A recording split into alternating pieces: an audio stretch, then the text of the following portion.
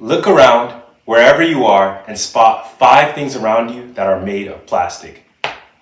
It shouldn't take too hard because plastic is everywhere. It's in every house, it's in every room, it's in your clothes, and it could even be inside of you.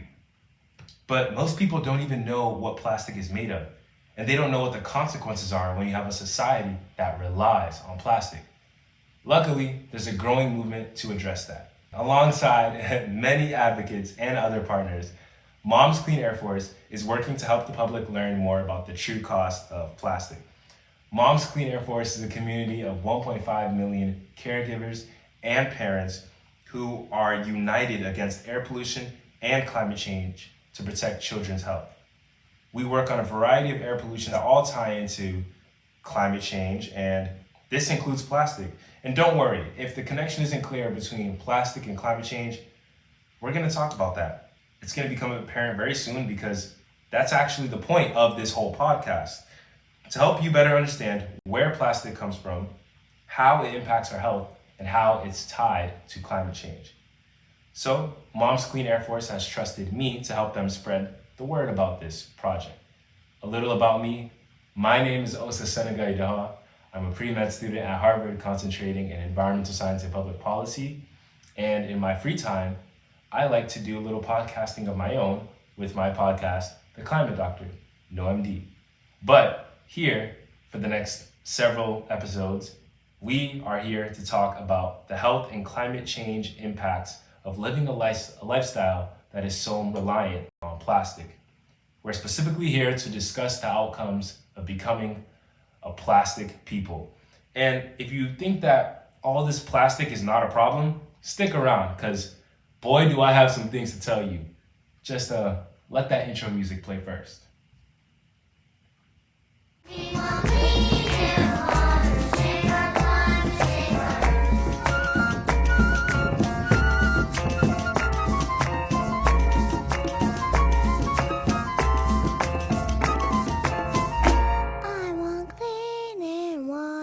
Save our climate, save our earth.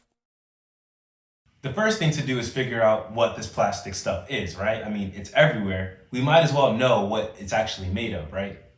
Okay, there are 3 main points to know about plastic. 1, plastics are synthetic. They're unnatural. That means they are things that we have to make with a ton of different chemical mixes. In fact, plastics are called petrochemicals because they're made by combining a ton of different chemicals with fossil fuels, hence petro part of the petrochemicals word, to make the plastic. Plastic is made using some of the most toxic chemicals around.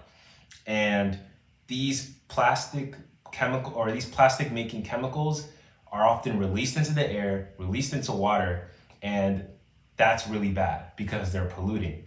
These pollutants can affect communities and even contribute to climate change. So now for the rest of the episode, I'm just going to explain those 3 points.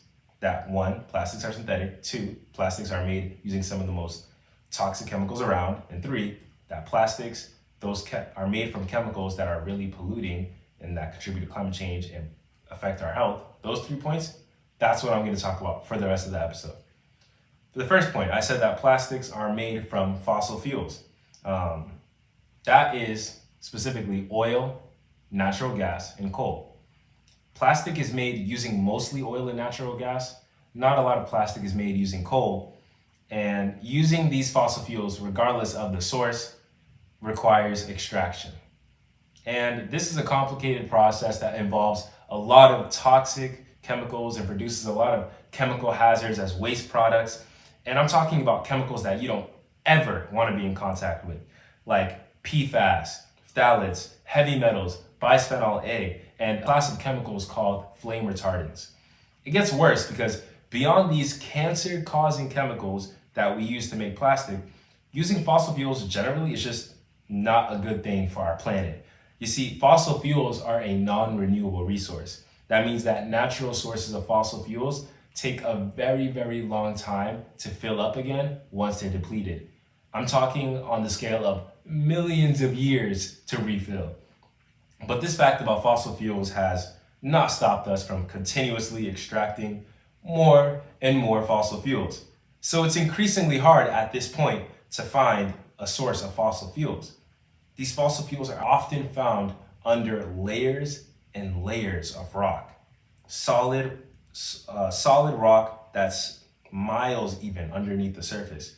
To extract them, then, we have to deplete natural sources and sometimes even destroy animal habitats. There's a lot of destruction in the process and a lot of pollution. When we heat up and burn these fossil fuels, we release a lot of chemicals called greenhouse gases into the atmosphere.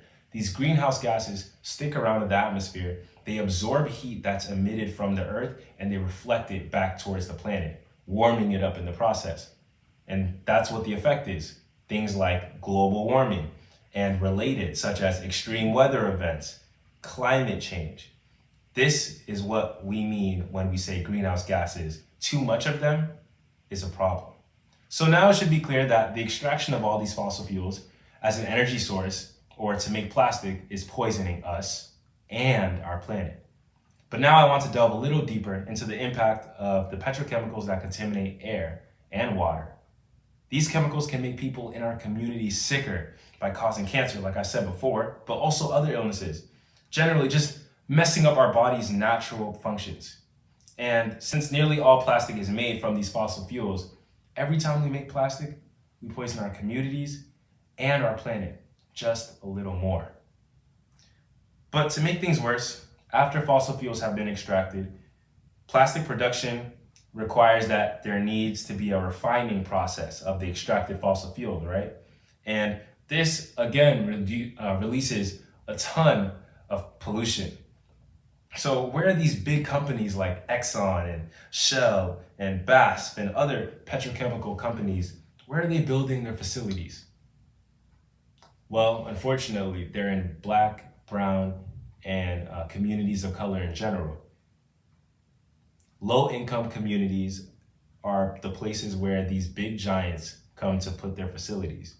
These are the same communities that are often hit first and hit the worst by the impacts of climate change, like extreme heat, wildfires, and stronger storms.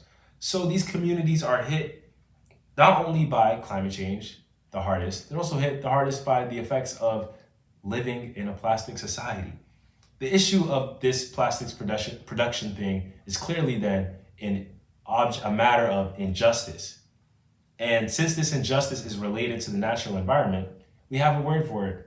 We call it environmental injustice. But you can't talk about this injustice for poorer communities without getting a real sense of the lives that are at stake here. When you just hear the statistics, and I know this coming from a data background, you forget that real lives are attached to these numbers. So I feel like I've talked enough. I needed to, and I hope you will take away something from this as well. We need to talk with a Moms Clean Air Force coordinator who's worked with and seen the injustice in these communities, to really see what's going down in these places and to see what it's like to be burdened by the presence of these petrochemical facilities. I will now read the testimony of Roshetta Ozane, an environmental justice leader who was the former Moms Clean Air Force field organizer in Louisiana. Rochetta's story, living near several oil and gas operations, is a great entry point into understanding the real lives impacted by the petrochemical industry.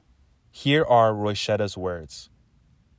I am very concerned about raising my children here because of the air pollution released by these industries, including methane and the associated gases. Methane is a powerful greenhouse gas pollutant that is fueling the climate crisis and is responsible for 25% of the man-made global warming we are experiencing today. Almost 3,000 people in Calcasieu Parish live within 1/2 mile of active oil and gas operations. That's approximately 30% of the population. Many neighbors and people throughout my region are still living in trailers next to their homes, repairing damage from hurricanes 2 and 3 years ago. These industries are not just a threat to the climate. These man-made disasters continue to pump out massive amounts of pollution. They refuse to give my community a fighting chance to breathe clean air and drink clean water. Environmental justice communities like mine, have experienced a legacy of health disparities for generations. Black, brown, indigenous, and low-income people in communities where these projects are overwhelmingly located shoulder the disproportionate burden of pollution from fossil fuel infrastructure.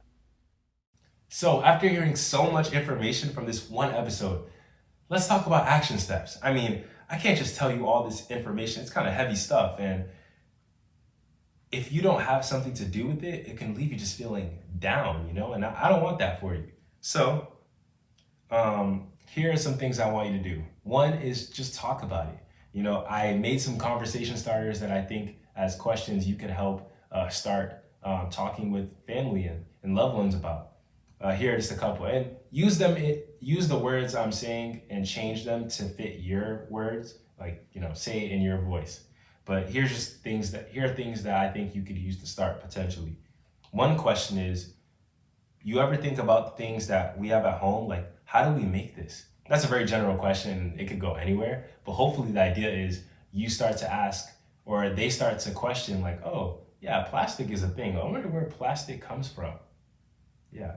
Or a second question is, do you know where plastic comes from? That's literally what I was just saying, but that's like the very direct question you could ask them. And of course, hopefully from there, you can explain the connection to fossil fuels or direct them to the podcast so they can understand the connection to fossil fuels and toxic chemicals. And after this much learning, I hope you do talk about it, but I also hope that you want to do something more than just talking about it. Because I can't give you, again, all this knowledge and you don't feel like you can make a change, right? So after each episode in this mini-series, I'm going to give us one action item that we can do. And we're going to start off small, build up our confidence with each episode. This first episode, I believe we can start with some low-hanging fruit. So here's level 1 of an action item that I think we could do. Sign a petition to the Environmental Protection Agency, or for short, the EPA. Our nation's EPA is supposed to protect human health and the environment. It's their mission. They need to hear about how you want them to protect our communities from the toxic air pollution emitted by plastic manufacturing. So I'm going to put a link to this petition that you can sign on the Moms Clean Air Force website, so you can let them know your voice. And that link is probably going to be in the description or the show notes, wherever it's appropriate. So look there for that. Okay, we've talked a lot about the general process of making plastic. In our next episode, we're going to talk about the types of plastic we make and how we do that by following one piece of plastic from production to disposal. Because to completely understand our plastic production pipeline, we have to understand all stages of the extraction or all stages of the pollution that is made. And that means talking about plastics from cradle to grave. Thanks for listening to this first episode. We provided a general overview in this episode of the consequences of plastic production. And if you want to see more resources about plastic and you want to see the things that we use to make this podcast, look at our webpage. We're going to have a lot of resources if you want to learn more and if you want to share more with the people who you're speaking to about this. Or just generally go to the Moms Clean Air Force website. There's a resources page all about petrochemicals, and you can see all the good stuff there. So, until next time. Thank you all for listening again.